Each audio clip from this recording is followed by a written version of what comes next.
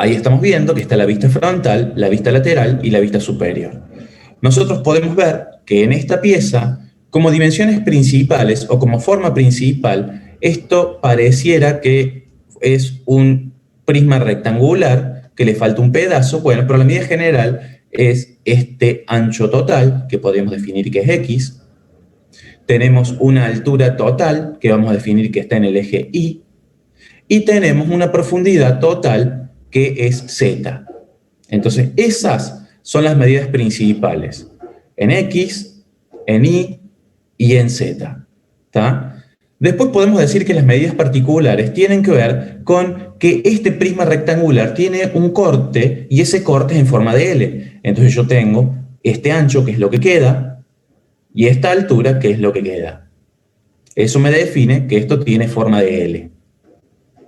Después de ahí, también otras formas particulares que tiene esta figura es este prisma rectangular que está puesto ahí arriba, que tiene este ancho en X, este alto en Y esta profundidad en Z, y tiene una posición, porque está en un lugar. Esa posición está definida acá en X, que X tiene esa distancia, ¿sí?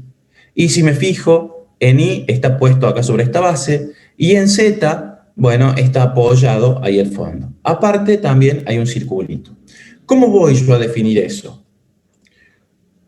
Acá se ve cómo marcaría las dimensiones principales que definimos, que era ese ancho X, esta altura Y y esa profundidad en Z. Fíjense, y les pregunto, esta medida del alto, esta medida de alto que dice acá 40, ¿en qué otras vistas yo veo ese alto? En la lateral, ¿o no? Lateral. En la lateral estoy viendo, ahí está perfecto. Entonces yo lo veo a esa cota acá, en este lado de la figura, o también la puedo ver acá en la vista lateral. Y esa medida puede estar ya sea de este lado, en esta vista, o de este lado, en esta vista. Lo mismo que de este lado en esta vista o del otro lado en esta vista. Donde tenga yo mejor espacio y se lea bien, ahí voy a poner la cota. El ancho en X, ¿en qué otra vista lo veo? La frontal.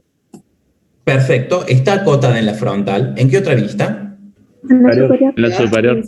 En la superior. Entonces lo mismo, a esta cota que yo tengo acá, la podría poner en esta vista frontal o en la vista superior.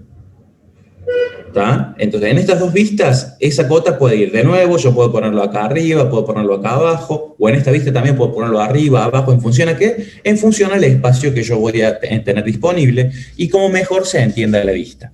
Lo mismo la profundidad 50. Esta profundidad 50, el Z, ¿en qué otra vista lo veo? La lateral. En la lateral, porque esta medida es la misma medida que esta. Entonces, si nosotros empezamos a ver, el proceso de acotado no solamente es complejo en función a cómo voy a acotar, sino también que las vistas, a las cotas, yo las voy a acomodar en la vista que mejor se vea, ¿sí? Y no solamente en la vista que mejor se vea, sino donde sea más cómodo leerlo. Entonces, este fue el punto 1 que hablamos recién. Acotar o poner las dimensiones principales.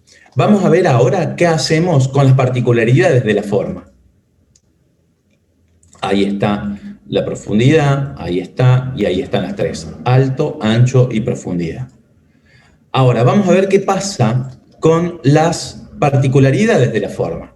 Habíamos hablado de que nosotros teníamos como particularidad estas dos medidas, que esas dos medidas tienen que ver con la forma de la L, ¿sí? Que estas dos medidas, ¿en qué otra vista la puedo ver? A este 10, ¿dónde más lo veo?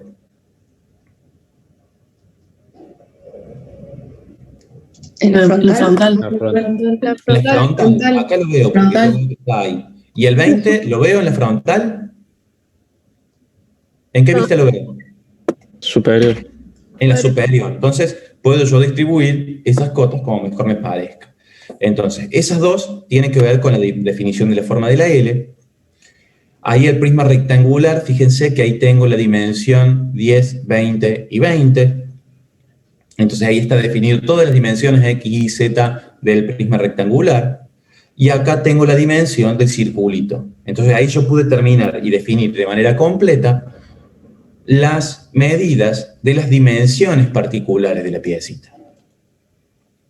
Ahora vamos a hablar de la exposición relativa. Habíamos dicho que no solamente era importante definir la dimensión de este prisma rectangular, sino también, como yo no tengo que dejar librado a la interpretación y que queden dudas de nada, tengo que decir exactamente dónde está esto, porque este 10 no está en cualquier lado, este prisma, está en un lugar particular. ¿A cuánto? A 13 del borde. Entonces, esta es la ubicación del componente rectangular. No hace falta otra cota, porque estoy viendo que este componente rectangular está apoyado en la cara de atrás, o sea que está apoyado en este 20, y que mide 20. Entonces sé que en Z está apoyado ahí. Y sé que en I está apoyado acá en esta parte de 10. Entonces son todas medidas que ya están definidas. No hace falta más que esa medida. Y la ubicación de la perforación circular. Esta perforación circular no estaba definida en qué posición de este plano estaba, y ahora está perfectamente definido que está a 15 hacia atrás y a 15 hacia adentro. Eso, estimados, ¿está claro? ¿Alguien tiene alguna duda? ¿Puede repetir lo del 13? Sí, por favor. ¿Puedes hablar un poquito más fuerte? No te alcancé a escuchar. Si puede repetir lo del 13. Lo del 13, bien. Voy a volver un poquito en la presentación. Acá voy a volver. Entonces, nosotros habíamos definido de manera completa esto, y que yo tengo este prisma rectangular, y que este prisma rectangular mide 10 por 20 por 20. Entonces yo tengo definido perfectamente este prisma. Ahora, lo que no está definido de este prisma es dónde está en X. Esa dimensión, dónde está ahí, la posición de esto, no está definido, porque este prisma está acá y no está ni un poquito más a la derecha ni un poquito más a la izquierda, no está en la punta ni en la otra punta. Entonces la dimensión que falta es decir, es contar este prisma dónde está. Entonces yo puedo optar por decir que este prisma está a qué medida de este borde. Entonces yo digo que de este borde el prisma está a 13, o puedo decir que este prisma está a este borde, a cuánto está del otro borde. Entonces son las dos medidas que yo puedo decir. Para definir la posición de dónde está este prisma, yo puedo decir que está a tanto de este borde o que está a tanto de este borde. Voy a avanzar.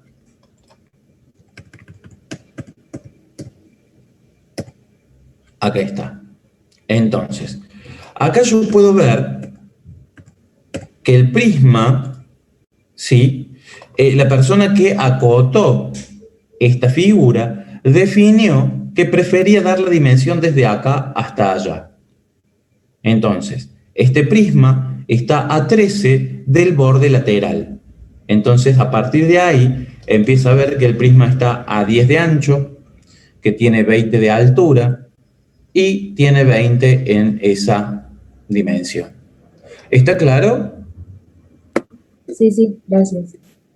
Por las dudas, porque a lo mejor yo no entendí bien tu pregunta y vos por ahí querías saber otra cosa.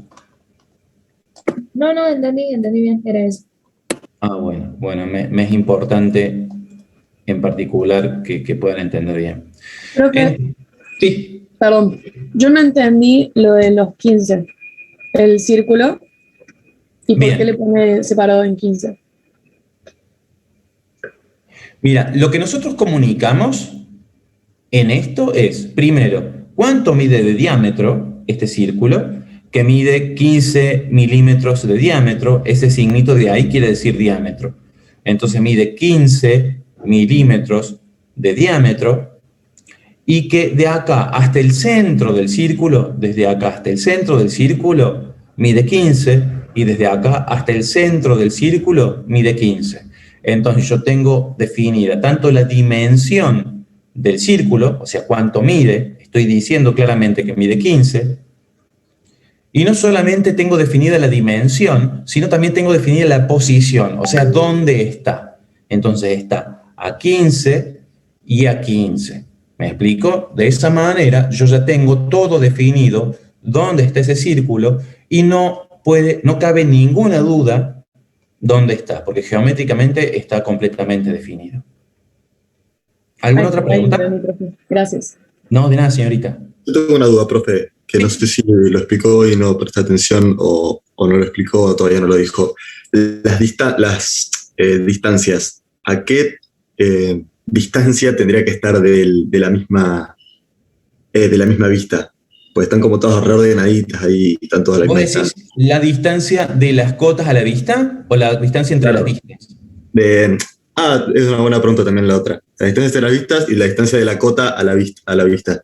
Bien, está buenísima. A la distancia de la cota a las vistas la vamos a ver en un ratito. La distancia entre vistas, no hay una norma que diga la distancia que tiene que haber entre las vistas. Tiene que haber la distancia suficiente para que toda la información dimensional entre de manera cómoda. ¿Tá? Y sí, lo que se recomienda es que la distancia sea proporcional entre las vistas. Pero fíjate, esta vista está un poquito más cerca que esta. Y no pasa nada, porque la información dimensional que tiene que haber entre esas dos vistas entra bien. ¿Me explicó? Sí, ok. Sí, buenísimo. Gracias.